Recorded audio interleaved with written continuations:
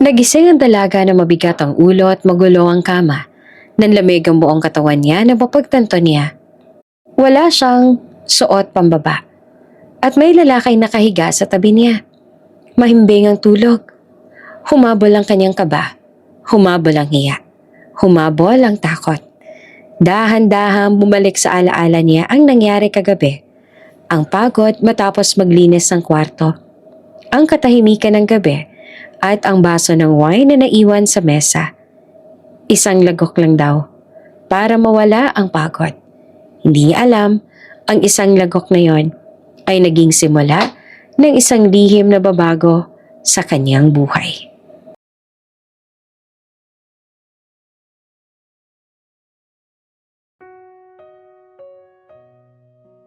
Pagod na si Althea. Ramdam niya iyon sa bawat takbang na ginagawa niya sa malamig at mahaba nilang hallway sa hotel. Mabigat ang talukap ng mata niya. Masakit ang balikat. At parang may humihilang pababa sa mga paa niya tuwing titigil siya sandali. 6:00 na ng gabi. Oras na dapat ay nakapag-time out na siya. Naghihintay ng jeep pauwi. At iniisip kung kakayanin pa ba niyang tapusin ang isang episode ng K-drama bago tuluyang makatulog. 3 sunod-sunod na gabi na siyang puyat. Hindi dahil sa bisyo, hindi dahil sa gala, kundi dahil sa panonood ng mga kwentong pag-ibig na malayo sa realidad niya. Mga lalaking mayaman, gwapo, handang ipaglaban ng babae. Mga babaeng minamahal ng buo. Samantalang siya, Althea! Napahinto siya sa paglalakad nang marinig ang boses ni Maris. Ang kaibigan at kasamahan niya sa housekeeping. Mabilis itong lumapit. Hawak ang clipboard, halatang nagmamadali. Bakit? Tanong ni Althea na halatang ubos na ang lakas. May konting kaba sa loob niya. Alam niya ang itsura ni Maris kapag may i-a-assign na hindi niya gugustuhin. May lilinisin pa. Bungad ni Maris. Room 168. Nanlaki ang mata ni Althea. Ha? Mars, tapos na duty ko ah. Ako rin, pagod. Mabilis sa sagot ni Maris. Pero VIP to. Kanina po umalis yung guest. May bilin na linisin agad. Baka bumalik. Napabuntong hininga si Althea at sumandal sa cart niya. Hindi ba pwedeng bukas na lang? O ipasa mo kaya sa night shift? Umiling si Maris. Si mamang nag-utos, okay? Overtime yan, bilisan mo na lang. Napapikit si Althea. Gusto niya niyang umuwi. Gusto niya nang humiga. Gusto niya nang matapos ang araw na to. Pero kailangan niya ng pera. Oo, sige. Mahinang sabi niya. Halatang talo na. Pero ikaw ang sasagot kapag bumigay ako. Ngumiti si Maris. Halatang relieved. Salamat, ikaw talaga. Tahimik ang VIP wing ng hotel. Mas malamig ang hangin, mas makapal ang carpet, at mas tahimik kesa sa ibang palapag. Habang tinutulak ni Althea ang cart papunta sa dulo ng hallway, pakiramdam niya ay mas lalo siyang inaantok sa katahimikan. Kuminto siya sa tapat ng room 168. Saglit siyang huminga ng malalim bago pinasok ang keycard. Isang mahinang beep at bumukas ang pinto. Pagpasok niya, agad siyang napatigil. Grabe naman, bulong niya. Magulo ang buong kwarto. Hindi yung simpleng gusot, kundi yung tipong parang may naganap na matinding pagod o kapabayaan. May mga damit na nagkalat sa sahig. Polo, pantalon, medyas. Sa gilid ng kama may brief na basta nalang iniwan. Sa upuan, may bra. Sa ilalim ng mesa, may undergarment. Napangiwi si Althea. Kadiri naman. Hindi niya napigilang masabi. VIP pa to ha? Pinagmasdan niya ang paligid.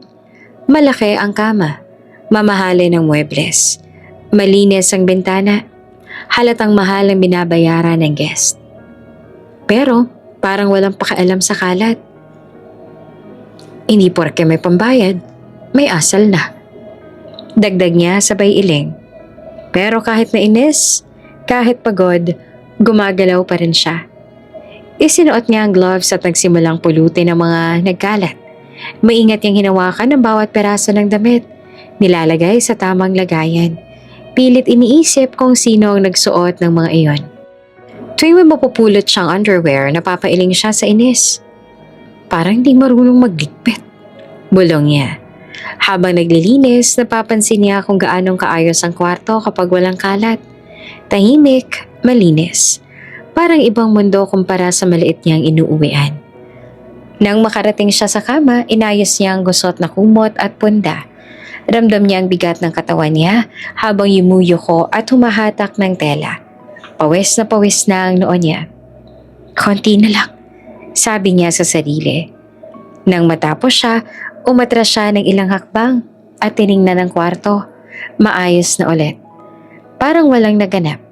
Parang walang bakas ng kung anong kaguluhan. Isinara niya ang ilaw. Hinila ang cart palabas. At bago tuluyang lumabas ang kwarto, saglit siyang tumigil. Hindi niya alam kung bakit, pero may kakaibang pakiramdam siyang dumaan sa dibdib niya. Parang may naiwan. Parang may nakatingin. Parang may kwartong may tinatagong lihim. Iniling niya ang ulo. Pagod lang to, bulong niya. Isinara niya ang pinto ng room 168. Hindi niya alam, nababalikan niya ang kwartong yon sa paraang hindi niya inaasahan. Pawis na si Althea nang tuluyan niyang matapos ang paglilinis. Parang bumigay ang balikat niya habang nilalapag niya ang huling basurahan sa cart. Mabigat ang katawan niya. Nanginginig ang tuhod sa pagod. At pakiramdam niya ay ilang oras na siyang hindi humihinga ng maayos. Tahimik na tahimik ang kwarto ngayon. Malinis, maayos. Parang walang bakas ng kaguluhang nadatnan niya kanina. Isang mahabang buntong hininga ang pinakawalan niya. Sa wakas, mahina niyang sabi. Isa-isa niyang pinatay ang mga ilaw. Una, ang lampshade. Saka ang ilaw sa may mesa. Hanggang sa ang natira na lang ay ang liwanag na pumapasok mula sa malaking bintana. Napahinto siya. Maliwanag ang buwan. Hindi yung karaniwang liwanag kundi yung malinaw, bilog at tahimik na parang may sariling mundo sa labas. Tumatama ang sinag nito sa sahig. Umaabot hanggang sa gilid ng kama. Napapatingin siya roon. Parang biglang bumagal ang oras. Ang liwanag, bulong niya. Lumapit siya sa mesa para kunin ang susi at checklist. Doon niya mali nakita ang wine glass. Hindi niya napansin kanina kung gaano pa karami ang laman. Kulang-kulang pang kalahati. Kulay pula, kumikislap sa liwanag ng buwan. Saglit siyang natigilan. Hindi siya umiinom. Hindi siya pala inom. Pero sa gabing yon, parang may kung anong humihila sa atensyon niya. Siguro dahil pagod siya. Siguro dahil antok. Siguro dahil gusto lang niyang mawala kahit sandali ang bigat ng araw niya. Isang lagok lang, sabi niya sa sarili. Pampatanggal lang ng pagod. Tiningnan niya ang paligid. Tahimik, walang tao. Sa VIP wing, walang papasok basta-basta. Marahan niyang iniangat ang baso at dinala sa labi. Isang lagok, nanlaki ang mata niya. Uy, bulong niya. Hindi mapait, hindi masakit sa lalamunan.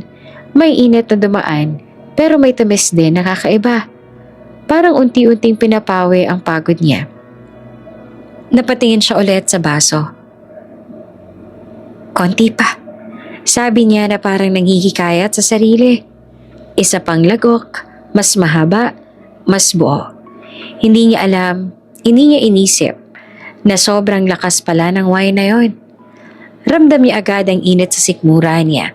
May kakaibang hilo na gumapang pataas sa ulo niya. Saglit siyang napapikit at sumandal sa mesa. Mahinang umol niya. Inilapag niya ang baso at tumawak sa gilid ng mesa.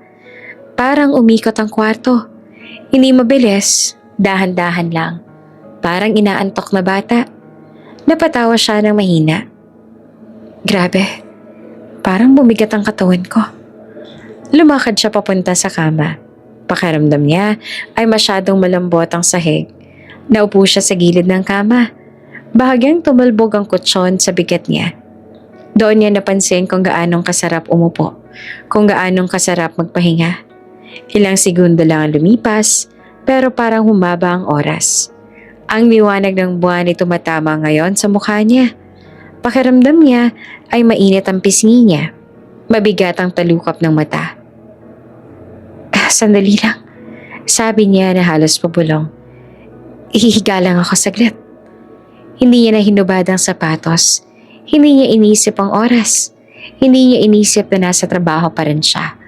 Humiga siya sa kama. Una ay patagilid. Tapos ay tuluyan ng dumapa. Napabuntong hininga siya nang maramdaman ang lamig ng unan sa pisngi niya. Ang sarap, mahina niyang sabi. Ramdam niya ang antok na parang kumot na bumabalot sa buong katawan niya. May bahagyang hilo, may bahagyang init, pero mas nangingibabaw ang pagod. Hindi niya namalayan na masyado na pala siyang nakainom, na ang isang lagok lang ay naging higit pa, na ang kama ay hindi na dapat hinihigaan ng isang tagalinis. Unti-unting bumagal ang paghinga niya. Humupa ang ingay sa ulo niya. Ang liwanag ng buwan ay nananatiling nakasilip, tahimik sa saksi. At doon sa gitna ng isang VIP room, sa isang kama na hindi kanya, si Althea ay tuluyang nakatulog. Walang kamalay-malay na may ibang taong babalik sa kwartong iyon at ang gabing ito ay hindi na basta matatapos sa antok lang. Tahimik ang hallway ng hotel nang bumukas muli ang pinto ng room 168. Hindi na ito ang parehong katahimikan kanina. May kasamang mabigat na yabag, may kasamang mahinang ungol, at may halong amoy ng alak na dala ng lalaking kakapasok pa lamang. Si Xander de Vera. Bahagyang nakasantal siya sa pinto ng isa rito sa likod niya. Pinikit niya sandali ang mga mata, parang sinusubukang pigilan ang pag-ikot ng mundo. Mabigat ang ulo niya, mainit ang katawan niya, at ramdam pa rin niya ang ingay ng kasal sa pinanggalingan niya. Tawanan, musika, sigawan, at walang katapusang tagay. Paulo, bulong niya na parang kausap ang hangin. Kasal ng kaibigan niya iyon sa Cebu. Isang engrandeng okasyon. Masaya, maingay, at punong-puno ng alak. Hindi niya mabilang kung ilang baso ang naubos niya. Whiskey, wine, kung anong inabot. Hindi niya intensyong malasing. Pero nang dumating ang puntong lahat ng tao ay masaya na, parang wala na siyang dahilan para magpigil. Tahimik siyang umakyat sa kwarto. Wala siyang bodyguard sa gabing iyon. Hindi niya kailangan. Hindi rin naman siya kilala ng publiko. Sa labas, si Xander de Vera ay walang muka. Hindi artista, hindi politiko, hindi influencer. Pero sa likod ng katahimikan ng apelyido niya, isa siyang tagapagmana ng De Vera family. Isa sa pinakamalaking may-ari ng media at broadcast network sa bansa. Ang DVN network ay kanila. News, shows, negosyo, lahat hawak ng pamilya. At dahil doon, maingat ang bawat galaw niya. Private ang buhay niya. Walang litrato sa social media. Walang balita sa dyaryo. Kahit ang mga kaibigan niya ay iilan lang ang may alam kung sino talaga siya. Sa gabing iyon, gusto lang niyang humiga. Hindi niya na binuksan ang ilaw. Hindi niya na hinanap ang switch. Hinayaan lang niya ang liwanag ng buwan ang gumabay sa kanya sa loob ng kwarto. Sapat na yon para makita ang hugis ng kama, ang mesa, ang bintana. Tinanggal niya ang coat at basta na lang inihagis sa upuan. Inalis ang sapatos. Tinulak palayo gamit ang paa. Mabigat ang bawat galaw niya. Lumapit siya sa kama. At doon siya napatigil. May tao. Isang babae. Nakahiga sa gitna ng kama. Nakatagilid, mahimbing ang tulog. Bahagyang gumagalaw ang balikat sa bawat paghinga.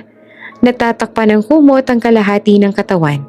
Ang buhok ay nakakalat sa unan. Tinatamaan ng liwanag ng buwan. Napakurap si Xander. Ha? Mahina niyang sabi. Una niyang inisip baka mali ang kwarto. Pero sigurado siya. Room 168. Ito ang kwarto niya. Dito siya nag-check-in. Dito siya umalis kanina. Napahawak siya sa sentido. Ano to? Sinubukan niya mag-isip pero sabay-sabay ang pag-atake ng hilo at pagod. Parang ayaw makisama ng utak niya. Isang hotel staff? Di naman siguro. Hindi ganito ang itsura ng staff. At hindi rin basta-basta natutulog sa kama ng guest ang sino mang empleyado. Isang babae. Payak ang itsura. Hindi naka-makeup. Simple ang suot. Hindi mukhang sanay sa ganitong klaseng kwarto. Lumapit siya ng kaunti. Mas malinaw na ngayon ang mukha nito. Bata, mukhang pagod. May bahid ng pawis sa noo. At tulog na tulog. Hindi gumagalaw si Xander. Hindi rin siya nagsalita. Parang may kung anong pumigil sa kanya. Hindi ka ba? Hindi galit, kundi pagtataka. Paano ka napunta dito? Mahina niyang tanong, kahit alam niyang hindi ito sasagot. Saglit siyang umatras at napaupo sa gilid ng kama. Bumigat ang katawan niya at parang mas lalo siyang nahilo. Humawak siya sa kumot. Pakiramdam niya ay umiikot ang paligid. Hindi niya binuksan ang ilaw. Ayaw niyang gambalain ang katahimikan. Ayaw rin niyang magising ang babae, kung sino man ito. Sa isip niya, may bahagi na nagsasabing dapat umalis siya. Tawagin ang staff, itanong kung anong nangyari. Pero may isa ring bahagi, isang mas tahimik, mas malabo na nagsasabing pagod na siya. Humiga siya sa kabilang gilid ng kama. May pagitan pa rin sa kanila. Hindi niya hinawakan ng babae, hindi niya nilapitan. Basta humiga lang, nakatingin sa kisame na tinatamaan ng liwanag ng buwan. Pagod lang to, bulong niya sa sarili. Lasing lang ako. Unti-unti namang bumigat ang talukap ng mata niya. Ang presensya ng ibang tao sa kama ay kakaiba, pero hindi niya iyon nilabanan. Parang may kung anong katahimikan na bumalot sa kanila. Isang lalaking pagod sa mundo. Isang babaeng hindi dapat naroroon. At sa pagitan nila, isang gabi na hindi na dapat magtagpo. Sa liwanag ng buwan, magkatabi silang nakahiga. Walang kamalay-malay na ang susunod na pagising ay magbabago sa kanilang dalawa magpakailanman. May kung anong gumalaw. Iyon ang unang pumasok sa isip ni Althea. Hindi agad siya nagising. Parang nasa pagitan siya ng panaginip at realidad. May init, may bigat, may kakaibang pakiramdam sa katawan niya. Mabigat ang talukap ng mata niya at parang ayaw sumunod ng isip niya. Hanggang sa may huminga na tumama sa pisngi niya. Nanlamig ang buong katawan niya. Bahagya niyang ibinulat ang mga mata at ang unang nakita niya ay isang anino sa ibabaw niya. Isang lalaking nakadagan. Ang mukha ay kalahating kita sa liwanag ng buwan. Amoy alak, amoy pabango, mainit ang balat. Napasinghap siya. Bago pa siya tuluyang makapagsalita, naramdaman niya ang labi nitong dumampi sa labi niya. Napamulat siya ng tuluyan. Sandali, mahina pero gulat niyang sabi. Sabay pilit na itulak ang balikat ng lalaki. Ngunit pabigat ang katawan nito. Hindi marahas, pero malinaw ang bigat. Parang nawala ng balanse si Xander, dala ng kalasingan at pagod, at napasandal ng todo sa kanya. Wait, garalgal na sabi ni Althea, nanginginig ang boses. Hinawakan ni Xander ang mukha niya, parang sinusubukang i-focus ang paningin. Doon lang niya napansing gising na ang babae. Sorry, mahina nitong sabi. Akala ko, hindi niya natapos ang sasabihin. Parang huli na ang lahat para umatras agad. Ang init ng katawan nila, ang pagkakalapit, ang katahimikan ng kwarto. Lahat ay naghalo. Sinubukan ni Althea na umusog, pero parang mabagal ang galaw ng katawan niya. Ang ulo niya ay mabigat, parang may ulap. Doon niya naramdaman, lasing pa rin siya. Ang wine, ang pagod, ang antok. Hindi dapat to, bulong niya. Higit sa sarili kesa sa lalaki. Pero sa kabila ng kaba may kakaibang sensasyon na gumapang sa dibdib niya. Ang init, ang bango ng lalaki, ang tibok ng puso niya na parang kumakawala sa dibdib. Hinawakan ni Xander ang kamay niya. Marahan, parang nagtatanong. Hindi niya agad hinigpitan. Hindi rin niya agad hinila palayo. Stop, kung ayaw mo. Mahinang sabi ni Xander. Seryoso ang tinig kahit lasing. Saglit na katahimikan. Huminga si Althea ng malalim. Umikot pa rin ang mundo niya, pero malinaw ang isang bagay. Gising siya. Nararamdaman niya ang bawat segundo, ang bawat galaw. Hindi niya alam kung bakit pero hindi siya umiwas. Hindi niya alam kung pagod, kalasingan o kung ano. Pero may bahagi sa kanya na hinayaan ng sarili na madala. Marahang bumaba ang mukha ni Xander, halik na hindi na biglaan, hindi na padalos-dalos. Mas mabagal, mas maingat. Napapikit si Althea. Sandali. Mahina niyang sabi ulit pero hindi na pagtutol, parang paghingi ng oras.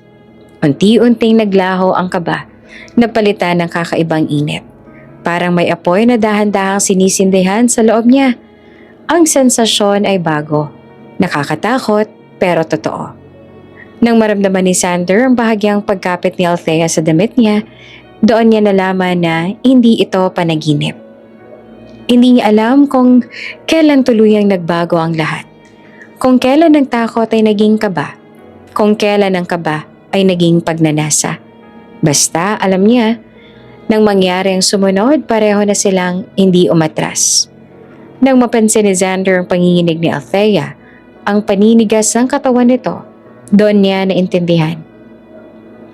Wait, mahinang sabi niya at huminto. Virgin ka ba? Namala si Althea. Gusto niyang umiyak. Gusto niyang tumakbo. Pero nasa gitna na siya ng isang desisyong hindi niya kailanman inakalang gagawin niya. Hindi siya sumagot. Tumango lang siya. Alos hindi makita sa dilim. Napamura si Xander ng mahina. Hindi galit, kundi gulat. Huminga siya ng malalim. Parang nag-iisip kung itutuloy o ititigil. Hindi ko intensyon. Umpisa niya. Ngunit hinawakan ni Althea ang kamay niya. Kung titigil ka, okay lang. Sabi niya na nanginginig ang boses pero buo ang loob. Pero, huwag kang magsisinungaling sa akin. Hindi na sila nagsalita pagkatapos nun. Masakit, totoo yon.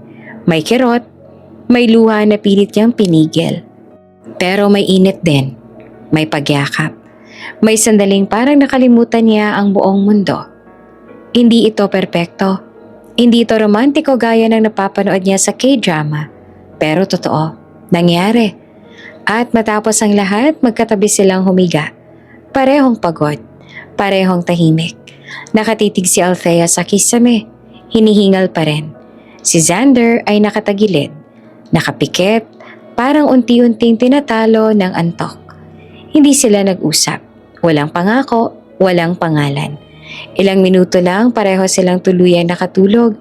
Hindi nila alam na ang gabing iyon ay hindi matatapos sa pagmulat sa umaga. Na ang isang pagkakamali, isang desisyong ginawa sa gitna ng antok at alak ay magiging simula ng isang buhay na hindi nila kayang takasan. Nagising si Althea sa katahimikan. Hindi iyon yung payapang katahimikan ng mahimbing na tulog, kundi yung biglaang pagmulat na may kasamang kaba. Mabigat ang dibdib niya, mainit ang pisngi, at parang may humila sa sikmura niya pababa. Unang dumampi sa isip niya ang isang katotohanan hindi niya agad gustong tanggapin. May katabi siya. Nanlaki ang mata niya nang maramdaman ang bigat ng isang braso sa bewang niya. Huminto ang hininga niya. Dahan-dahan siyang gumalaw. Parang takot na may magising. Nakita niya ang lalaki. Nakahiga sa tabi niya. Nakapikit, mahimbing ang tulog. Ang mukha nito ay malinaw na ngayon sa liwanag ng madaling araw.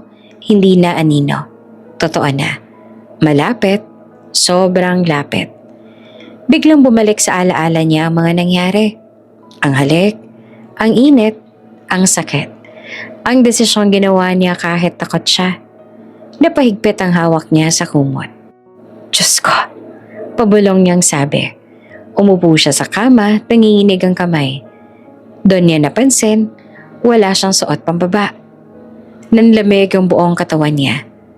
Parang binuhusan ng malamig na tubig ang ulo niya. Hindi, hindi to pwedeng mangyari. Hindi to pwedeng malaman ng kahit sino. Hindi pwedeng magkakilala sila. Hindi pwedeng maulit. Kailangan niyang umalis. Ngayon na. Dahan-dahan siyang tumayo mula sa kama. Maingat na huwag gumawa ng ingay. Ang sahig ay malamig sa paa niya. Nilingon niya ang lalaki. Di pa rin ito gumagalaw. Huminga siya ng malalim at nagsimulang maghanap ng damit sa dilim. Uniform niya, blusa, palda. Nakita niya ang sapatos sa gilid ng kama. Kinuha niya iyon. Hawak sa isang kamay, sinilip niya ang sahig. Ang upuan, ang mesa. Wala. Hinaplos niya ang kumot. Wala. Ang underwear niya, wala. Napapikit siya at pinipigilan ng pag-iyak. Nasaan ka?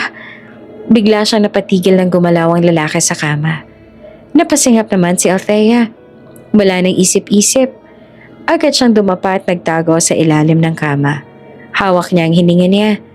Parang isang batang nagtatago sa taguan. Mula sa ilalim, nakita niya ang mga paa ng lalaki na bumaba sa kama.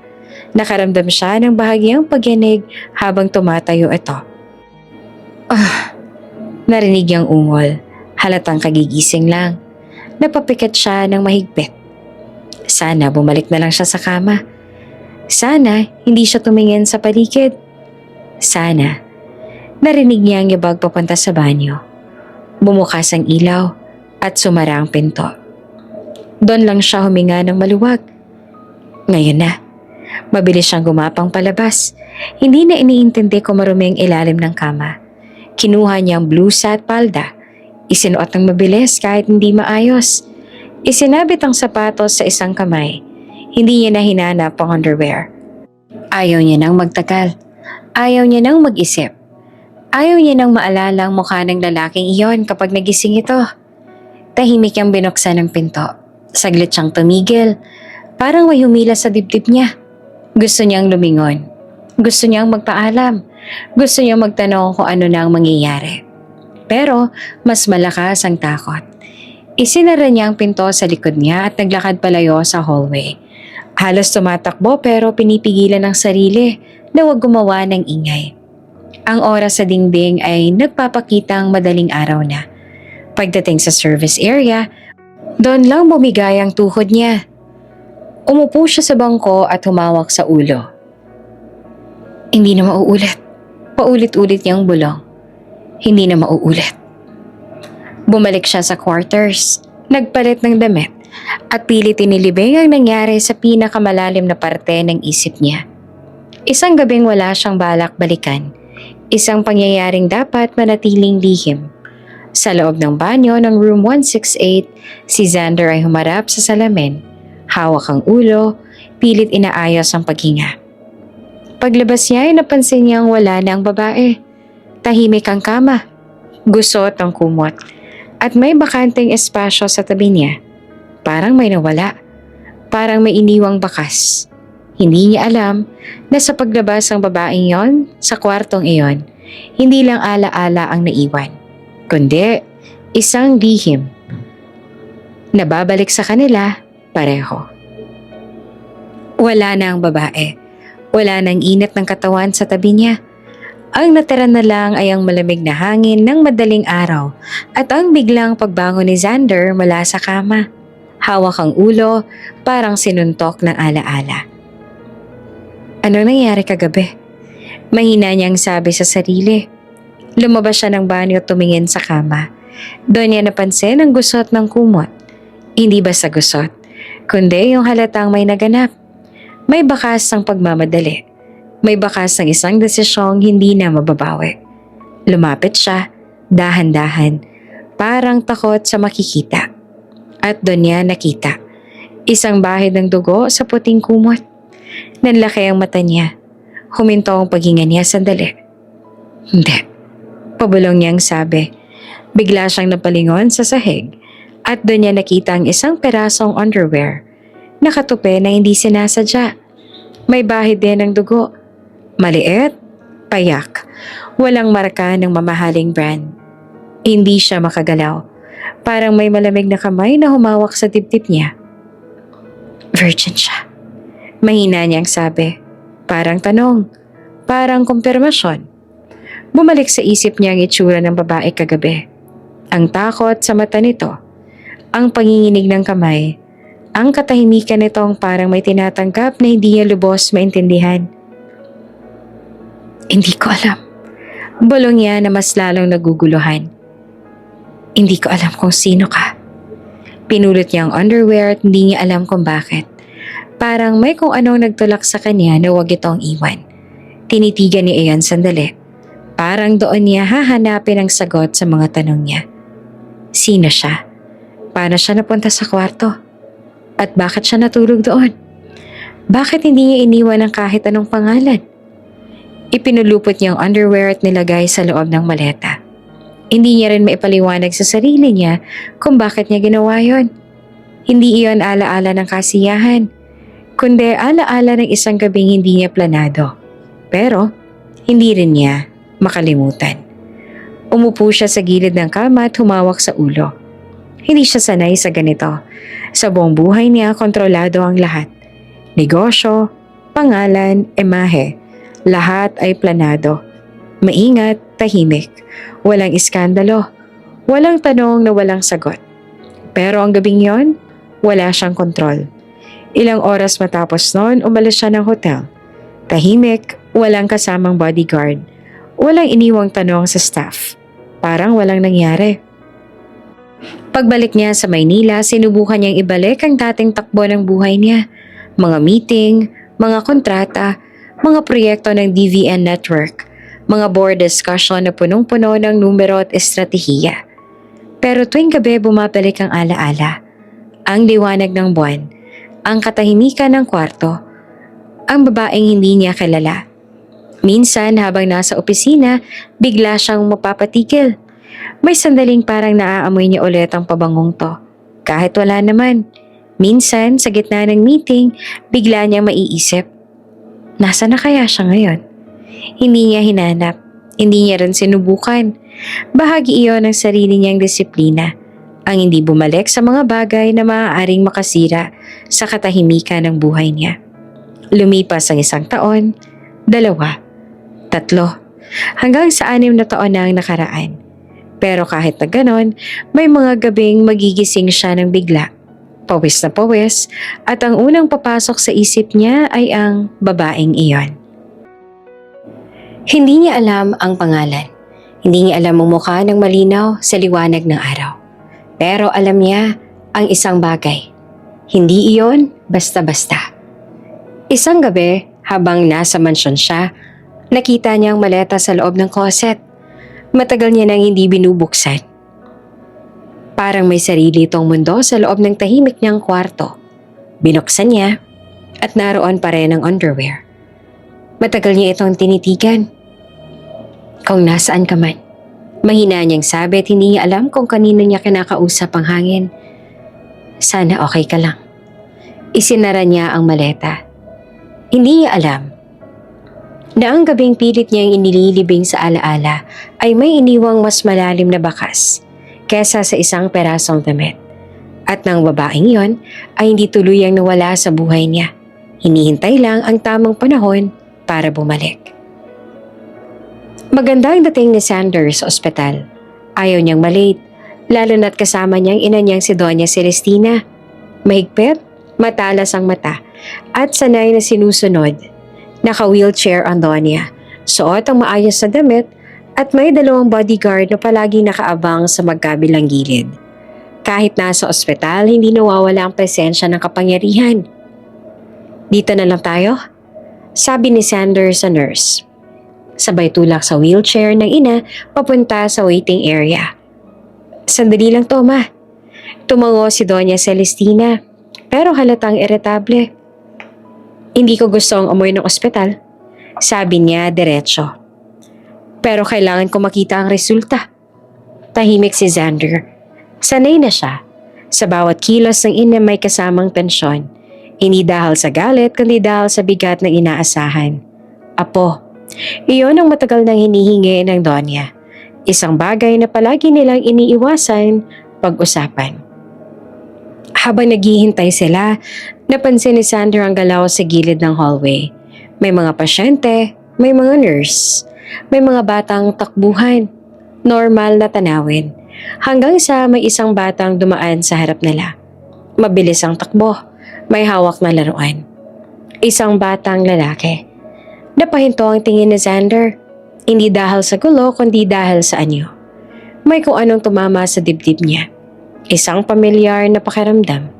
Ang hugis ng mukha, ang hugis ng ilong, ang tindig ng ulo kahit bata pa. Sander? Biglang sabi ni Doña Celestina na nanginginig ang boses. Nilingon niya ang ina. Nakaiyak na ito. Ma? Gulat niyang tanong. Nakatutok ang tingin ng Doña sa batang tumatakbo palayo. Nanginginig ang kamay niya habang dahan-dahang tinuturo ang direksyon. Anak, sabi niya na halos hindi marinig. Apo ko yun. Parang may bumagsak sa loob ni Sander. Ma, sandali. Pilit niya at pilit na kalmado. Bata lang yan.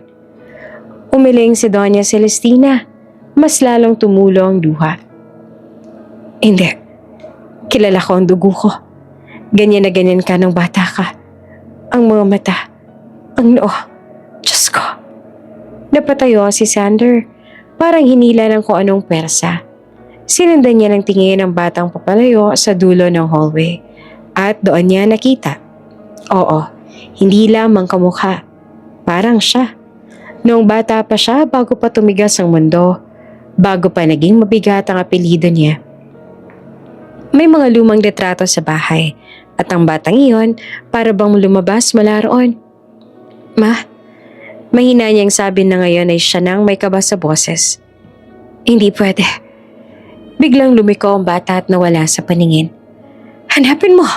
Halos sigaw ni Doña Celestina. Habulin mo! Huwag mong hayaang mawala! Nagtingin na ng mga bodyguard. Agad silang kumilos. Naglakad palayo sa direksyong tinuro ng Doña. Tumayo si Sander at sumunod. Ang dibdib ay mabigat. Ang isip ay nag-uunahan ng tanong. Sino ang bata? Nasaan ang magulang? Bakit ganito ang pakiramdam? Sa kabilang hallway, huminto ang bata at lumingon sandali. Parang may hinahanap. Saglit nagtagpo ang paningin nila ni Sander. Isang iglap lang, pero sapat na yon para tumibok ng malakas ang puso ni Sander. Kobe! Sigaw ng isang babae mula sa malayo. Napalingon naman ang bata at biglang tumakbo ulit. Kobe! Ulit na Sander sa sarili. Sander! Sigaw ni Doña Celestina mula sa likod. Huwag mo nang pakawalan, Diyos ko! Pakiramdam ko mawawala siya. Humabol si Sander. Hindi na iniisip kung tinitingnan sila ng mga tao. Pero mabilis ang bata. Sanay sa pasikot-sikot ng ospital. Sa isang sulok, tuluyan itong nawala. Huminto si Sander, hinihingal. Nagbalik ang mga bodyguard na may kaba sa muka. Sir, hindi po namin nakita. Tumango si Sander. Pilit hinahabol ang hininga. Bumalik siya sa ina. Nakahawak si Doña Celestina sa armrest ng wheelchair. Nanginginig pa rin. Hanapin mo siya. Mariing sabi niya. Hindi ako nagkakamali. Tahimik si Sander. Sa loob-loob niya, may kung anong pinto ang unti-unting bumukas. Isang pinto na 6 na taon niya nang sinasarado. Isang babaeng hindi niya kilala. Isang gabing hindi niya planado. At ngayon, isang batang kamukha niya. Ma, maingat niyang sabi. Hahanapin natin. Pero kailangan nating sigurado. Tumingin sa kanya ang Doña.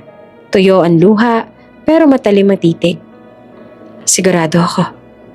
Sa labas ng ospital, tumingin si Sander sa direksyong pinuntahan ng bata. May kung anong kumirot sa dibdib niya. Hindi takot, hindi galit, kundi pagkakakilala. Parang may matagal na nawawala na biglang nagpakita. Saglit lang. Tapos, nawala ulit.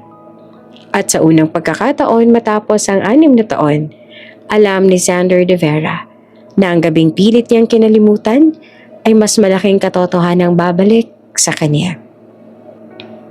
Pagbalik nila sa mansyon, ramdam ni Sander ang bigat sa hangin. Hindi pa man sila nakakababa ng sasakyan, naririnig niya na ang matigas na boses ng ina. Diretso ang utos, walang paligoy-ligoy. Parang nasa opisina at hindi sa sariling bahay. Hanapin ninyo. Mariing sabi ni Doña Celestina sa mga bodyguard. Lahat ng hospital area, CCTV. Guard, nurse, kahit sino. Huwag kayong babalik ng walang sagot. Tumango ang mga lalaki at naghiwa-hiwalay agad. Tahimik si Sander. Nakita niya kung paano kumilos ang sistema ng pamilya nila kapag may gusto ang Donya. Walang tanong, walang reklamo. At sa pagkakataong ito, malinaw ang gusto ng kanyang ina. Apo. Ma, maingat niyang sabi habang tinutulak ang wheelchair papasok sa sala. Baka nagkakamali ka lang? Hindi pa niya natatapos ang pangungusap. Huminto na si Doña Celestina at hinarap siya. Matigas ang tingin, diretso sa mata. 1 buwan, sabi nito. Yan ang binibigay kong oras sa'yo. Napakunot noon naman si Sander. 1 buwan para saan? Para hanapin ang bata at ang nanay niya. Sagot ng Donya. Kung wala, huminto ito sandali. Sinukat ang reaksyon ng anak. Tutuloy ka sa kasal mo kay Clarissa. Parang may bumagsak na mabigat sa dibdib ni Sander. Ma, madiin niyang sabi. Hindi kami. Hindi kita tinatanong. Putol ni Doña Celestina. Inaabisuhan kita. Tumahimik si Sander. Hindi niya maalala kung kailan huling may naglatag sa kanya ng ganitong klaseng ultimatum. Sa lahat ng deal sa negosyo, laging may negosasyon, laging may opsyon. Dito, wala. Gusto ko ng apo. Dagdag pa ng Donya. Mas mababa ang boses pero mas mabigat. Buhay pa ako. Gusto kong makita. Hindi na siya sumagot. Sa halip ay napatingin siya sa malaking hagdan papunta sa 2nd palapag. Doon may pinto na matagal nang nakasara. Halika, sabi ni Doña Celestina. May ipapakita ako sa'yo. Sumunod naman si Sander kahit alam niya na ang sasabihin ng ina. Pagbukas ng pinto, bumungad ang isang kwarto. Maliwanag, malinis, may maliit na kama, laruan sa gilid at isang rocking chair sa tabi ng bintana. Pinagawa ko yan, sabi ng Donya, para sa apo ko. Hindi naman makapagsalita si Sander. Handa na ang lahat, dagdag nito. Kulang na lang, siya. Sa mismong sandaling yon may dumating na bisita. Doña Celestina. Masiglang bati ng isang babae mula sa sala. Napapikit naman si Sander. Si Clarissa. Mataas ang takong, pikit ang damit, at may ngiting parang laging may inaasahan. Lumapit ito kay Sander at agad siyang hinawakan sa braso. Shan, malambing na sabi. Miss na kita. Inalis ni Sander ang braso niya. Hindi pastos pero malinaw. Clarissa, umiling ang babae. Parang walang napansing pagtanggi. Sabi ni tita may usapan daw tayo. Tumikim si Doña Celestina. Clarissa, maupo ka. Umupo ang babae. Diretso ang likod. Parang handang-handa sa interview. Nakatingin siya kay Sander na parang sigurado ng resulta. Sander, sabi ng Donya. Kilala mo si Clarissa. Matagal niya nang hinihintay ang desisyon mo. Huminga ng malalim si Sander. Ma, hindi ko siya girlfriend. Hindi mo siya girlfriend. Ulit ni Doña Celestina. Pero siya ang pinakamalapit sa magiging asawa mo. Napangiti si Clarissa at sumingit. We're perfect together. Business, pamilya, lahat. Aligned. Hindi ako interesado. Sagot ni Sander. Nanigas ang ngiti ni Clarissa pero mabilis niyang inayos. Hindi mo pa ako lubos na kilala. Tama na. Putol ng Donya. Hindi tayo nandito para magtalo. Tumayo si Sander. Ma, kung ang gusto mo ay apo, hayaan mo akong hanapin ang batang nakita natin. Tumingin sa kanya ang Donya. Sinukat ang determinasyon sa mukha niya. 1 buwan. Ulit nito. 1 buwan lang. Kung wala, magpapakasal kayo. Tahimik ang buong sala. Si Clarissa ay nakapamewang sa ngayon. Halatang hindi natutuwa pero pinipigil ng sarili.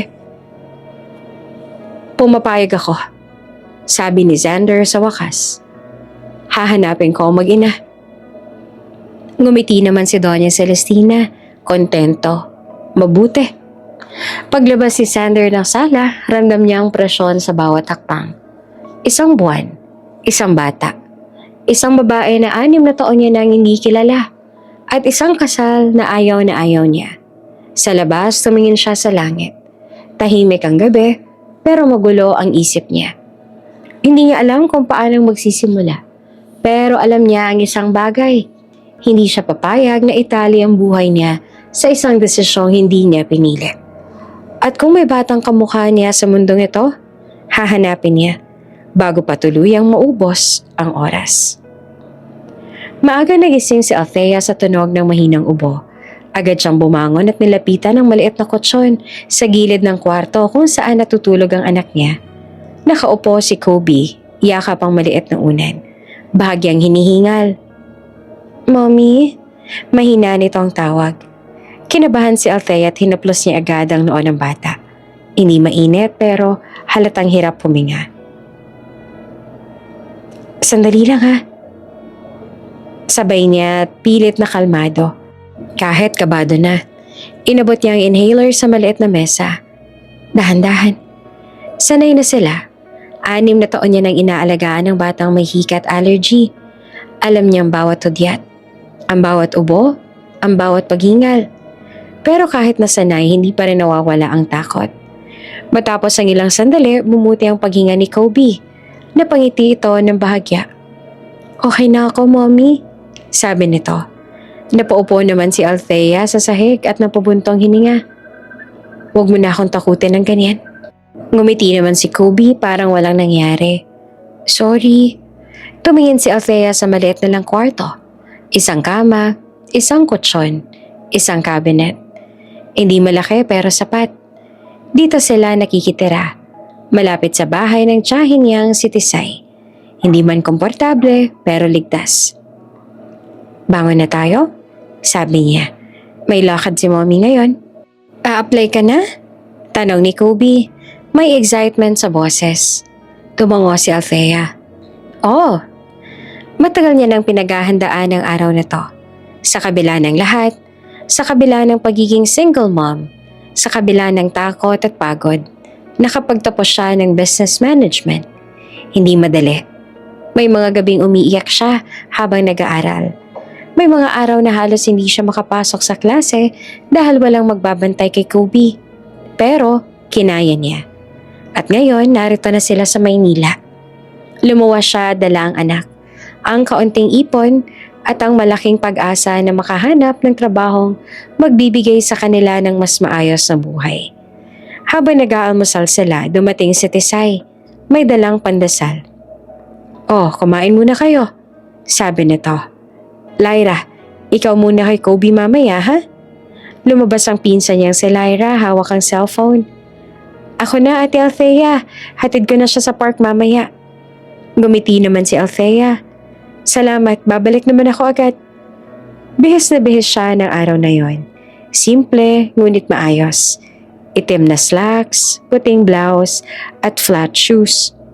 Hindi siya naghahangad ng ingrandeng itsura. Gusto lang niyang magmukhang handa. Habang naglalakad siya palabas, napahinto siya sandali at tiningnan ng anak. Be good, okay?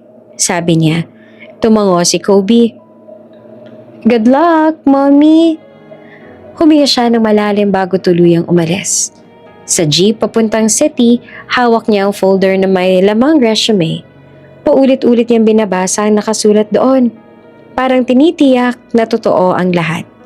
Ang target niya, DVN Network.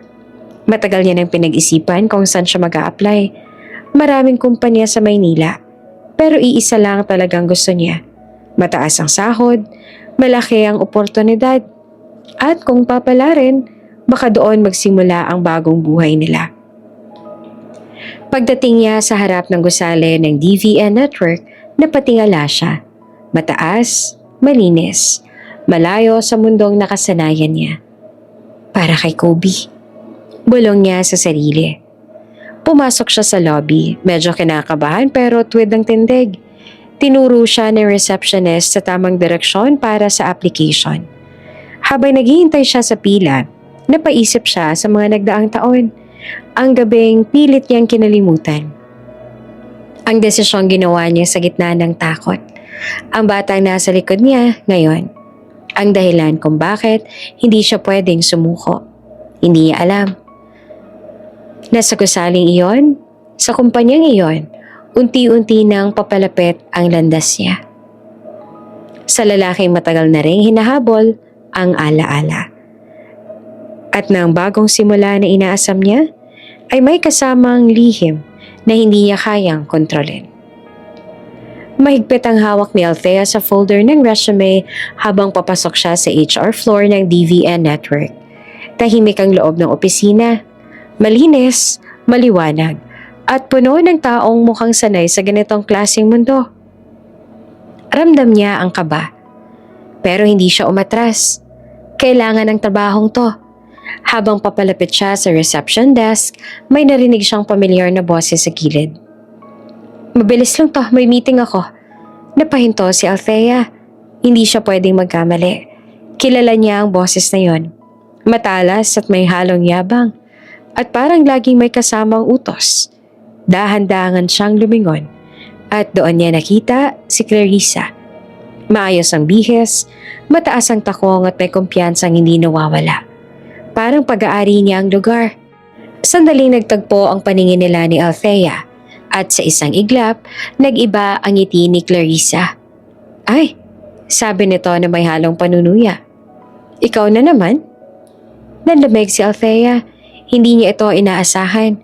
Sa lahat ng pwedeng makasalubong sa araw na yon, bakit siya pa? Good morning. Mahinahon niyang bate. Pilit iniiwasan ang gulo. Ngumisi si Clarissa. Ano ginagawa mo dito? A-apply po. Sagot ni Althea ng diretso. May schedule po ako sa HR. Biglang tumawa si Clarissa. Maikli at malamig. A-apply? Dito? Lumapit ito tiningnan mula ulo hanggang paa si Althea. Parang hinuhusgahan ang bawat detalye. Alam mo ba kung nasan ka? Alam ko. Sagot ni Althea. DVN network. Humigpit ang panga ni Clarissa. Hindi kita papapasukan. Napakunot ang noon ni Althea. Excuse me? Ako nagsasabi. Dagdag ni Clarissa. May matigas ang boses. Walang slot para sa'yo. Umuwi ka na lang. May ilang empleyado ang napatingin. Ramdam ni Althea ang init sa pisngi niya. Halo ng hiya at galit. Pero hindi siya umatras. Hindi po kayo HR. Maayos pero madiin niyang sabi. Kung may desisyon man, hindi po yan galing sa inyo. Nanlaki ang mata ni Clarissa. Ang kapal ng mukha mo. Ngumiti si Althea. Hindi pa rin umaatras. Mas pakapal po yata ang pagharang sa aplikanteng walang ginagawa sa inyo. May mga bulong-bulong sa paligid. Halatang hindi inaasahan ni Clarissa ang sagot. Alam mo ba kung sino ako? Tanong ni Clarissa. Bahagyang nakataas ang baba. Hindi ko po kailangan.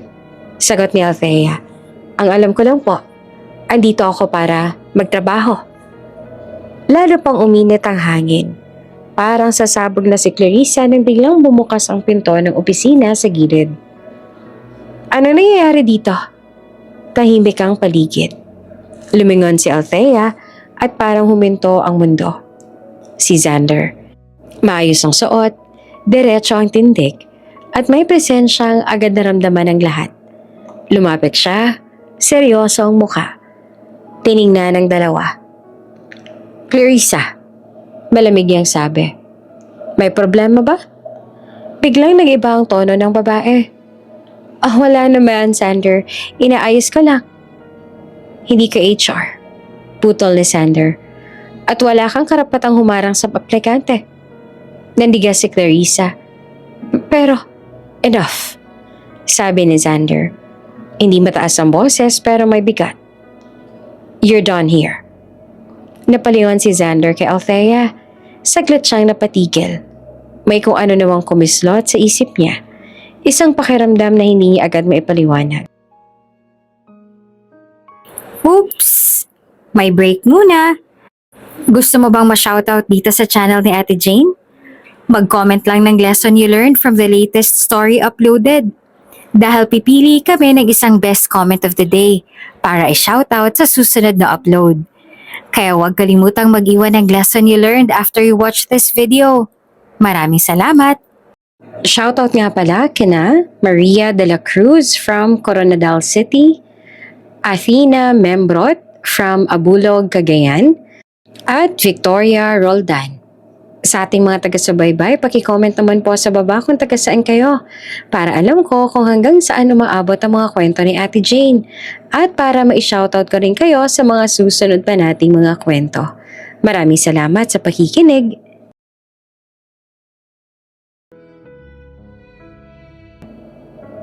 Familiar. Bulong niya na halos hindi marinig. Nagtagpo ang paningin nila ni Althea. Mabilis ang tibok ng puso niya. Pero pinigilan niya ang sarili. Hindi siya dapat magpakita ng kahit anong pagkabigla. Pasok ka, sabi ni Xander tinuturo ang opisina. Interview? Napasingap si Clarissa. Xander, Clarissa, mariing sabi niya. That's enough. Walang nagawa ang babae kundi ang umalis. Halatang galit na galit. Pumasok naman si Althea sa opisina ni Xander. Nanginginig pa rin ang tuhod. Umupo siya sa harap ng mesa, pilit inaayos ang sarili. Name? Tanong ni Xander, professional na ulit ang tono. Althea, sagat niya. Althea Reyes. Tumango si Xander, pero hindi niya inalis ang tingin sa mukha niya. May kung ano hindi tugma sa alaala niya, pero may pamilyar na bigat. Let's start, sabi niya sa wakas. At sa loob ng opisina ng DVN Network, nagsimulang magsalubong ang dalawang landas ng matagal nang may ugnayan. Kahit pareho pa nilang itinatanggi. Tahimik ang loob ng opisina ni Xander. Mula sa labas, mukhang karaniwang interview lang. Mesa, upuan, bintana. Pero sa loob ni Althea, parang may bagyong pilit niyang pinapakalma. Maayos ang pagkakaupo niya, tuwid ang likod. Parehong kamay nakapatong sa folder ng resume. Sabihin mo sa akin, sabi ni Xander habang binubuklat ang papel. Anong posisyon ang ina-applyan mo? Huminga si Althea ng malalim. Kahit ano po. Diretsong sagot niya. Admin assistant, entry level, kahit saan niyo po ako ilagay, kailangan ko lang po talaga ng trabaho. Bahagyang napatigil si Xander sa pagbuklat. Tumingin siya sa mukha ni Althea, parang sinusukat kung totoo ba ang sinasabi. Business management, sabi niya na binabasa ang resume. Graduate ka? Opo. Bakit kahit ano? Tanong niya. Hindi naman nagpatuloy si Althea. Single mom po ako at mas mahalaga po sa akin ang stability kaysa sa title. Tumango si Xander. Hindi halata kung sang-ayon ba o nag-iisip. Ilang taon na ang anak mo? Nabigla naman si Althea sa tanong. Pero hindi niya pinakita. 6? Lalaki? Mabilis sa sunod na tanong. Opo. May nag-aalaga habang nagtatrabaho ka? Opo, may tumutulong po. Family. Tumahimik si Xander sandali. Inilapag niya ang resume at sumandal sa upuan. Para bang may binubuo siyang desisyon sa isip. Marunong ka bang mag-alaga ng bata? Tanong niya na parang casual lang. Bahagya namang napakunot si Althea. Opo, anak ko po. Hindi lang basic. Dagdag ni Xander. May sakit ba? May special needs? May munting kirot sa dibdib ni Althea, pero pinatili niyang kalmado ang boses. May hika po at may allergies, pero kontrolado po. Tumango si Xander. Hindi niya alam kung bakit, pero bawat sagot ni Althea ay parang pumapalo sa isang matagal nang nakatagong parte ng isip niya. Ang batang nakita niya sa ospital, ang paraan ng pagtakbo, ang boses na tumawag ng Kobe. Clarissa, biglang sabi ni Xander na parang nagbago ng paksa. Si Clarissa, hindi ko siya girlfriend. Napatingin naman si Althea. Hindi ko naman po tinatanong. Gusto ko lang malinaw. Putol ni Xander na seryoso ang tono. Mapilit lang siya. Ngunit hindi siya parte ng desisyon ko. Tumango si Althea. Naiintindihan ko po. Tahimik ulit ang kwarto. May ilang segundo na parang humaba ang oras. Althea, sabi ni Xander sa wakas, kailangan ko ng personal assistant. Nanlaki ang mata ni Althea. Sir? High pressure ang trabaho. Patuloy niya.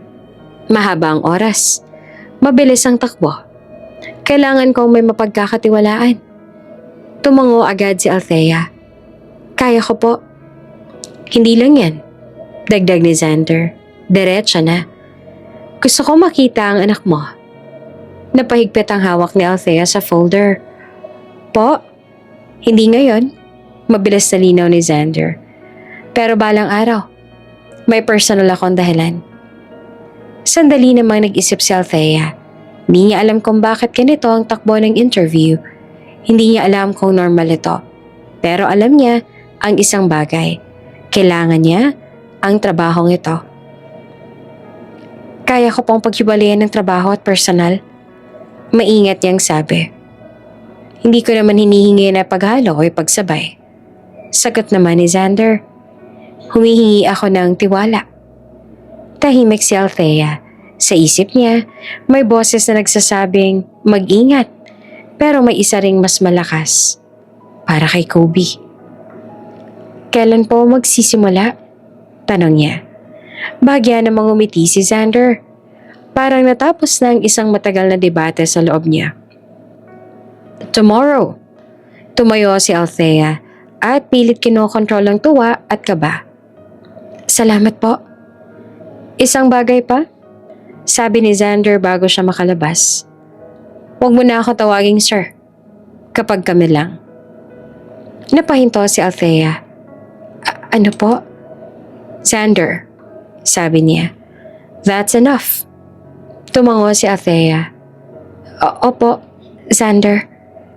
Paglabas niya ng opisina, ramdam niyang nanginginig pa rin ang tuhod niya. Hindi niya alam kung paano niya nakuha ang trabaho o kung bakit ganito ang interes ng boss niya sa anak niya. Sa loob ng opisina, naiwan si Xander. Nakatingin sa pintong isinara ni Althea. Isang buwan. Isang batang kamukha niya.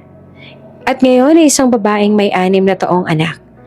Hindi pa malinaw ang sagot pero sa unang pagkakataon matapos ang matagal na panahon, pakiramdam niya ay papalapit na siya sa katotohanan kahit pa hindi pa niya kayang banggitin.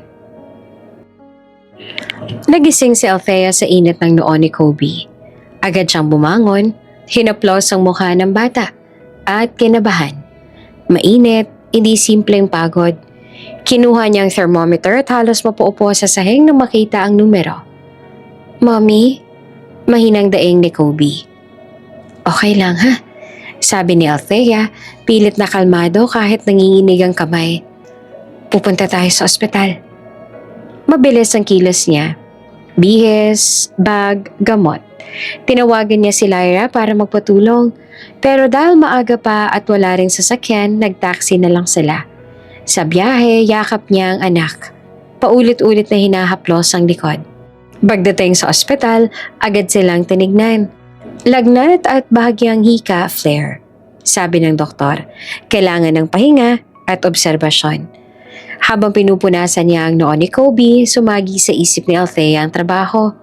Unang araw niya, ayaw niyang magmukhang pabaya. Tinawagan niya ang opisina. Pasensya na po. May emergency lang po sa anak ko. pero dadating din po ako agad pagkatapos nito. Ilang oras ang lumipas, bumaba ang lagnat ni Kobe. Pinakausapan niya si Tesay na bantayan muna ang bata. Mabigat ang loob niyang iwan ito, pero kailangan. Pagdating niya sa DVN network, ramdam agad niya ang tensyon. Sa hallway pa lang naroon na si Clarissa. Ay, dumating ka rin. Malamig na sabi nito. Late ka na. May emergency lang po. Sagot ni Althea ng diretso. Ngumisi si Clarissa. Emergency? O dahilan? Huminga ng malalim si Althea. Personal assistant po ako. Kung may concern, pakiusap po sa HR o sa boss. Boss? Tumawa si Clarissa. Ako ang... Anong problema? Pumasok ang boses ni Xander. Tumahimik ang paligid. Lumingon si Clarissa, pilit inaayos ang ngiti. Xander, I was just... She is my personal assistant. Putol ni Xander. Malinaw at buo ang boses. At may emergency ang anak niya. That's not up for debate. Naniga si Clarissa. Pero, enough, sabi ni Xander. May meeting ako. Umalis si Clarissa at halatang galit. Si Althea naman ay nakatayo lamang. Hindi alam kung magpapasalamat ba o mananahimik. Okay ka lang?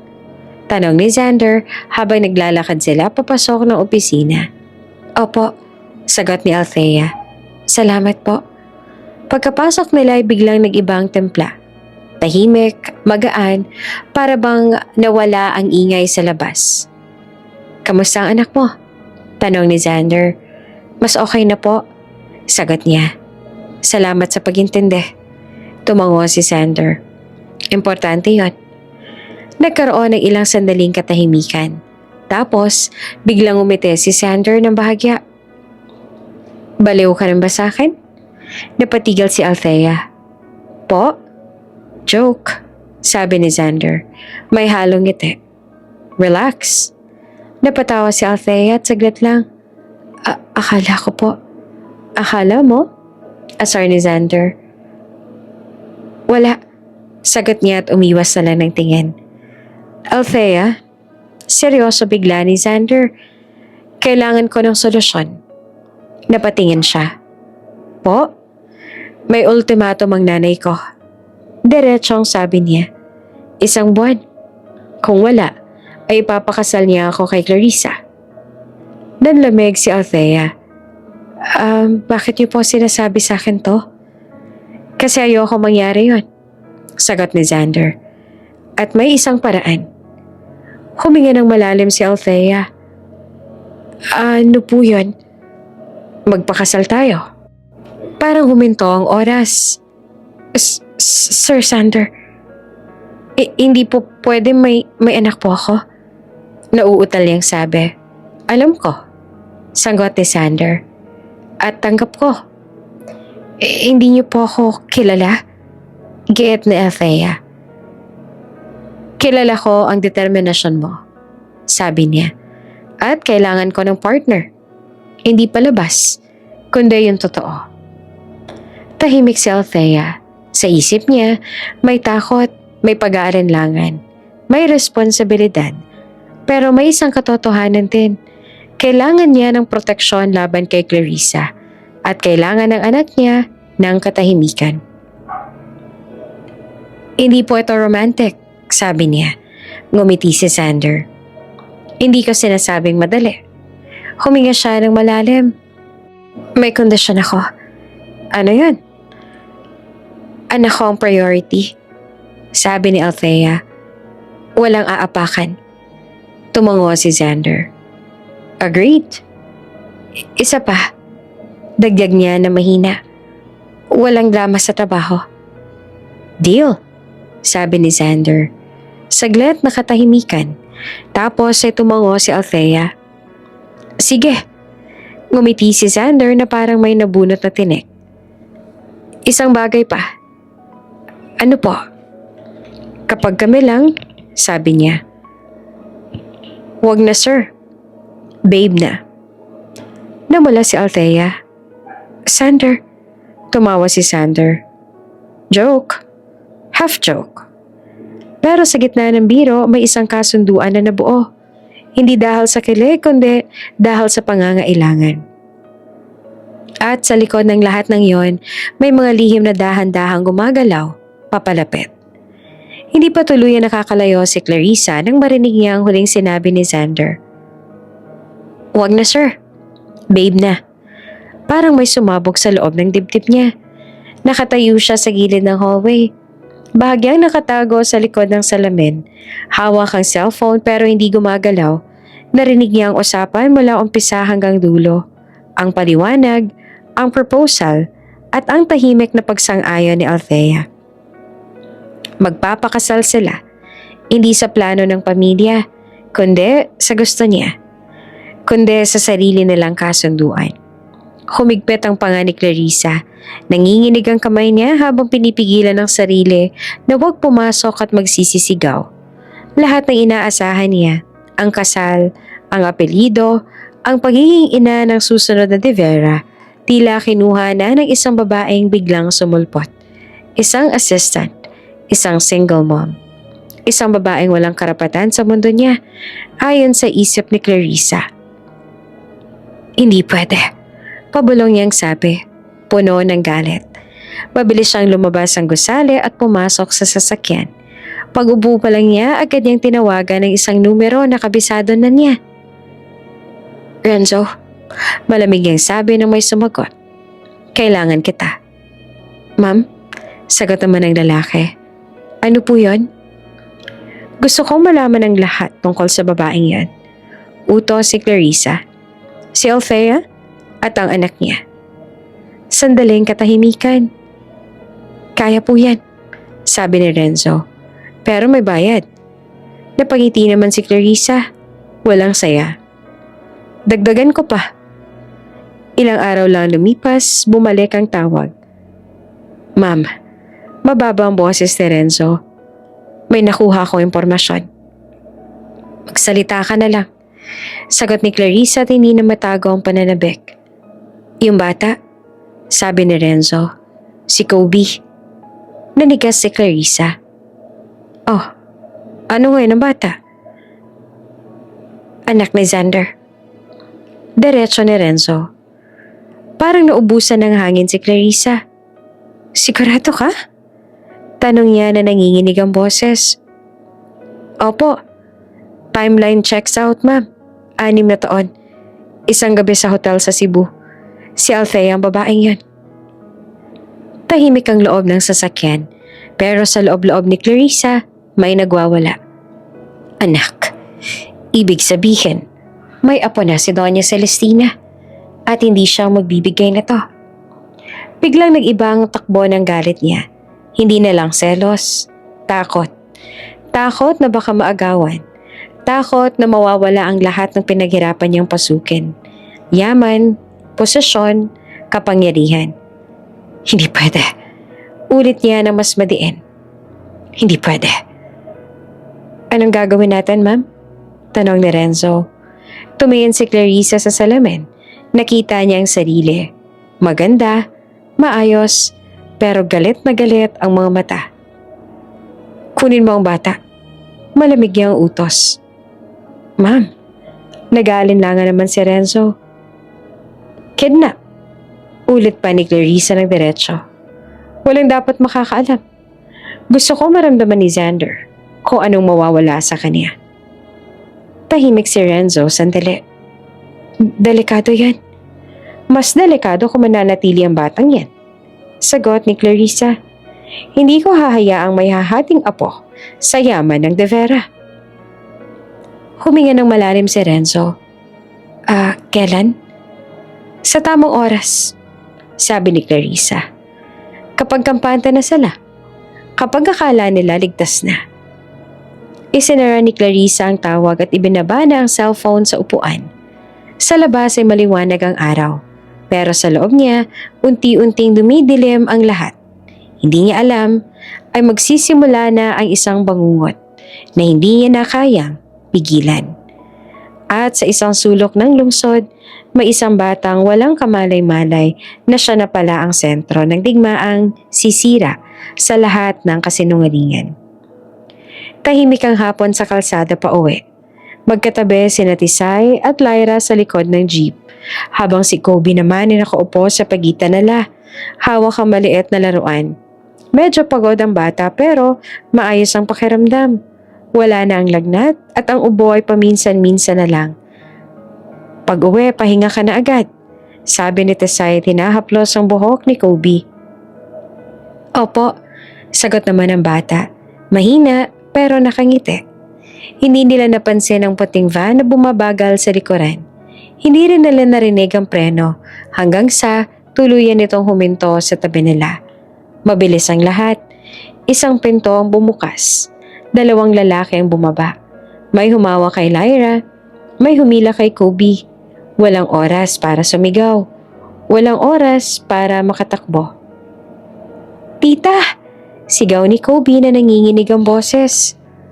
Kobe! Sigaw naman ni Tisay. Pilit hinahabol ang bata. Pero may isang kamay na pumigil sa kanya. Ilang segundo lang at nagsara ang pinto ng van. Tumakbo si Tisay sa gitna ng kalsada. Nanginginig, sumisigaw ng saklolo. Ngunit mabilis na nawala ang van sa dulo ng kanto. Parang gumuho ang mundo. Kinuha ni Tisay ang cellphone. Nanginginig ang daliri habang tinatawagan si Althea. Althea? Halos sikbi ng boses. Dinukot si Kobe. Dinukot nila si Kobe at si Lyra. Parang nabingin si Althea. Ano po? Pabulong niyang tanong. Hindi siya makapaniwala. Tita, ulitin niyo po. May van. Bigla na lang. Napaupo si Tisay sa gilid ng kalsada at umiiyak. Wala na sila. Nalaglag ang cellphone sa kamay ni Althea. Hindi niya alam kung paano siya nakalabas ng opisina. Hindi niya alam kung paano siya nakarating sa parking. Ang alam lang niya, wala na ang anak niya. Sa sasakyan ni Xander, tulala si Althea. Hawak ang dibdib at pilit humihinga. Umiiyak siya. Hindi na napigilan. Buong lakas, buong takot. Xander, hikbi niya. Nawala si Kobe. Tumigil ang sasakyan. Napalingon si Xander at nanlamig ang mukha. Ha? Anong ibig mong sabihin? Dinukot siya. Umiiyak na sabi ni Althea. Kasama si Lyra. Bago pa makapagsalita si Xander, tumunog ang cellphone niya. Isang unknown number. Sinagot niya agad ito. Hello. Isang malamig na boses ang sumagot. Nasa akin ang anak mo. Parang may humigpit sa lalamunan ni Xander. Pumunta ka sa abandoned building sa Mayrides. Patuloy ng boses. Mag-isa. Walang pulis. Naputol ang linya. Tahimik ang sasakyan. Si Althea naman ay tuluyang bumigay. Yumuko. Umiyak. Anak ko. Paulit-ulit niyang bulong. Huminga ng malalim si Xander. Pilit na pinapakalma ang sarili. Makukuha natin siya. Mariin niyang sabi. Parang pangako sa sarili. Pero may bumabagabag na tanong sa isip niya. Isang tanong na matagal nang umuukil-kil. Ngayon ay mas malinaw. Althea, maingat niyang sabi. Taga Cebu ka ba? Napatingin naman si Althea at nagulat. Po? 6 years ago. Patuloy ni Xander na mababa ang boses. May nangyari sa isang hotel sa Cebu. Nanlamig ang mukha ni Althea. Parang binuksan ang isang pinto na matagal niya nang isinara.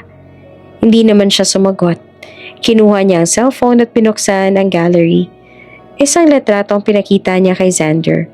Si Kobe, nakangiti, hawak ang laruan. Tumigil ang paghinga ni Xander. Parang may humahampas sa dibdib niya. Ang mata, ang ilong, ang ngiti. Hindi. Pabulong niya sa sarili. Tumulo ang luha niya na hindi niya na namalayan. Kamukha ko. Tumango si Althea. Umiiyak din. Ikaw ang kanyang ama. Tahimik ang loob ng sasakyan. 2 magulang na biglang nagtagpo sa gitna ng pinakamadilim na sandali. Pinisil ni Xander ang manibela. Matigas ang panga. Ililigtas natin ang anak natin. At sa unang pagkakataon, malinaw ang lahat. Ang nakaraan, ang katotohanan, at ang laban na haharapin nila. Huminto ang sasakyan sa gilid ng kalsada. Tahimik, masyadong tahimik para sa dami na nangyayari sa dibdib ni Xander at Althea. Nakaupo silang magkatabi. Parehong namumugto ang mata. Parehong humihinga ng mabigat. Sa Cebu, basag ang boses ni Althea. Hotel yon, room 168. Napapikit si Xander. Parang may peraso ng alaala na biglang nagkakabit-kabit. 6 na taon na. Patuloy ni Althea. Nagising ako ng madaling araw. Tumakas ako. Hindi ko alam ang pangalan mo noon. Tumango si Xander at nanginginig ang panga. May naiwan. Sabi niya. Underwear. Akala ko, hindi na kita makikita. Nagtagpo ang tingin nila. Walang galit, walang sisihan. Tanging bigat ng katotohanan ang matagal na naghihintay. Si Kobe, sabi ni Althea, hinahabol ang hininga. Bunga siya ng gabing iyon. Hindi na napigilan ni Xander ang luha. Inilapit niya ang noo sa noo ni Althea. Parang doon lang niya kayang huminga. Anak ko, pabulong niyang sabi. Anak natin. Nagyakapan sila. Mahigpit, desperado. Parang walang 2 taong nalunod at sabay na nakaangat sa ibabaw. Ngunit ilang segundo lang yon. Wala tayong oras. Mariing sabi ni Xander at humiwalay agad. Kukunin natin siya. Agad siyang tumawag. Sa isang iglap, gumalaw ang mundo ni Xander. Mga bodyguard, security team, mga taong sanay kumilos ng tahimik at mabilis. Walang sirena. Walang pulis. Ayon sa utos ng kidnapper. Coordinates. Utos ni Sanders sa phone. Lahat maghanda. No weapons visible. Silent entry. Sa loob ng sasakyan, pinigilan ni Althea ang pag-iyak. Hawak niya ang litrato ni Kobe sa cellphone. Paulit-ulit tinitingnan. Yung parang pinapatatag ang sarili. Makukuha natin siya. Ulit ni Xander na mas buo pa ang boses. Pangako. Pagdating nila sa labas ng abandoned building, bumaba si Xander at sumenya sa team. Madilim ang paligid. Sirang pader. Kalawangan ng lahat ng bakal. Tahimik, nakakabingi. Dito lang kayo, sabi ni Xander kay Althea. Makinig ka lang sa instructions. Tumango si Althea at nanginginig pero matapang. Mag-iingat ka. Sumenyas ang team. 2 sa likod, 2 sa gilid, 1 sa itaas. Tahimik ang galaw, parang anino. Tumunog ang cellphone ni Xander. Nasaan ka na? Malamig na boses sa kabilang linya. Dito na, sigaw ni Xander. Bitawan mo ang bata. Pumasok ka. Utos ng boses. Mag-isa. Huminga ng malalim si Xander. Okay. Pumasok siya sa gusali. Hakbang-hakbang ang pinipigil. Ang kaba, sa gitna ng dilim, narinig niya ang mahinang iyak. Daddy, mahinang tawag. Parang may humila sa puso niya pababa. Kobe, bulong niya. Daddy's here. May aninong gumalaw sa gilid. Isang batang babae ang lumabas mula sa dilim. Si Krista. Ang bilis mo, sabi nito at nakangiting walang init. Mukhang seryoso ka nga. Ilabas mo ang anak ko. Mariing sabi ni Xander. Tumawa naman si Clarissa. Anak mo? Ang bilis mo namang mag-angkin. Sa isang senyas, inilabas si Kobe. Nakatali ang kamay, maputla, nanginginig. Napasigaw si Althea sa labas. Pero pinigilan siya ng security. Ma! Iyak ni Kobe. Kobe! Sigaw naman ni Althea. Nangingilid ang luha. Gusto mo siyang mabuhay? Tanong ni Clarissa kay Xander. Magpakasal ka sa akin. Tahimik si Xander sandali. Tinitigan niya ang bata. Tinitigan ng babae sa harap niya. Sige, sabi niya sa wakas. Papayag ako. Ngumiti si Clarissa. Mabuti. Doon na kumilos ang team. Isang iglap, may humawak sa braso ni Clarissa. May humila sa tauhan sa likod. May pumatid sa bantay. Tahimik, mabilis, eksakto. Ngayon na! Sigaw ni Xander. Kinalas ang tali ni Kobe. Tumakbo ito papunta sa ama. Yumakap si Xander, mahigpit, parang ayaw niya nang pakawalan. Okay ka na, bulong niya. Andito na ako. Sumugod na natitirang tauhan ni Clarissa, pero naharap sa pader ng mga bodyguard. Ilang segundo lang at tapos na ang laban. Dumating ang pulis, tumakbo si Althea papasok. Niyakap ang anak. Anak ko! Mommy! Iyak ni Kobe na nanginginig pa rin. Lumapit si Xander at inilagay ang kamay sa balikat ng dalawa. Sa gitna ng gulo, malinaw ang isang bagay. Pamilya na sila. Habang dinadala si Clarissa palayo, nagtititili ito. Hindi pa tapos to.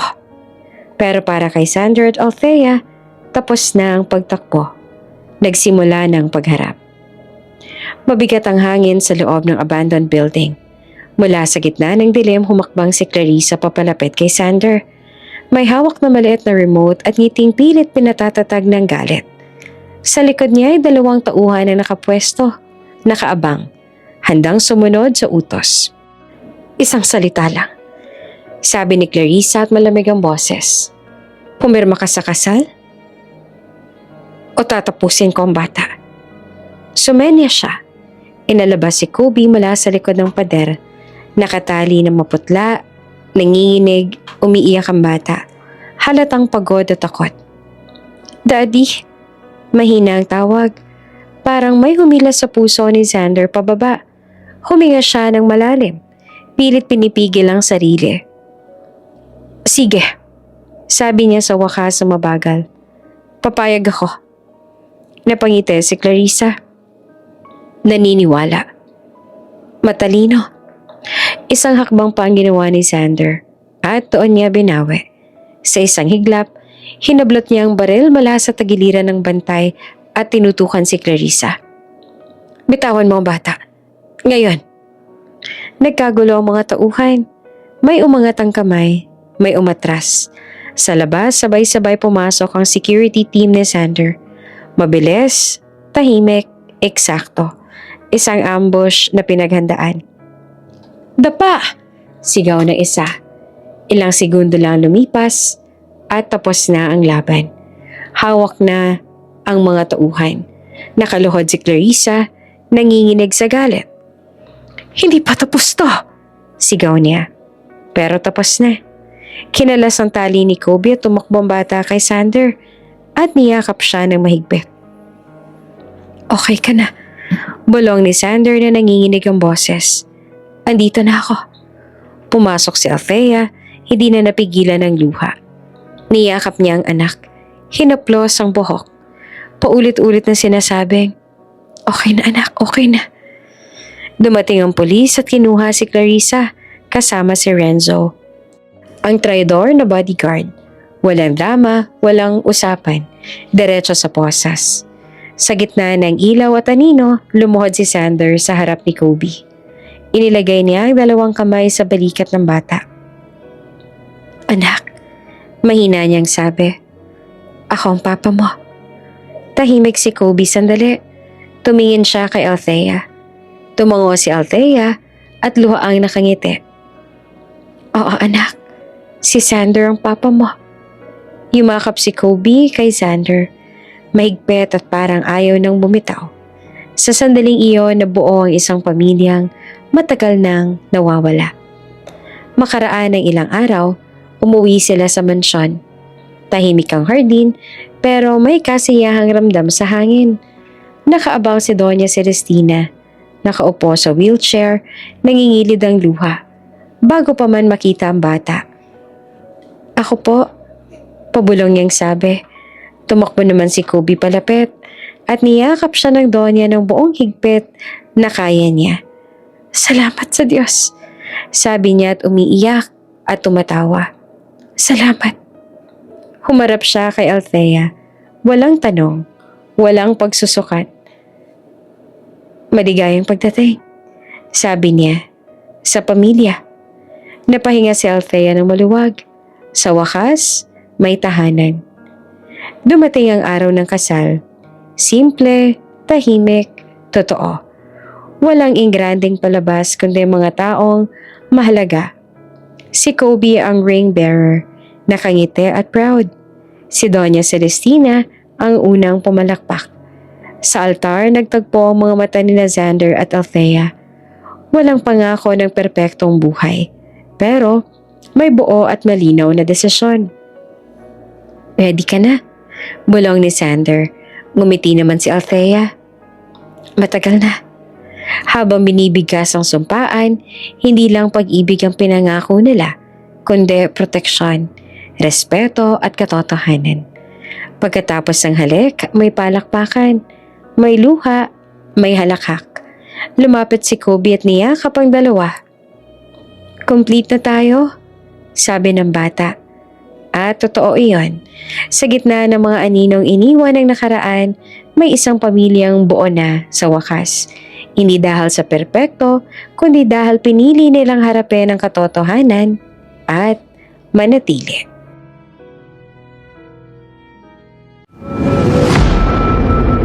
Kung bago ka pa lang sa channel na ito, Ate Jane TV, huwag kalimutang pindutin ang notification bell and subscribe button. Sana po hindi naman malaking abala sa inyo ang pagpindot ng subscribe button dahil ang kapalit po nito ay ang pagsuporta para makapag-produce ng mga libreng stories sa mga channels ni Ate Jane. Maraming salamat!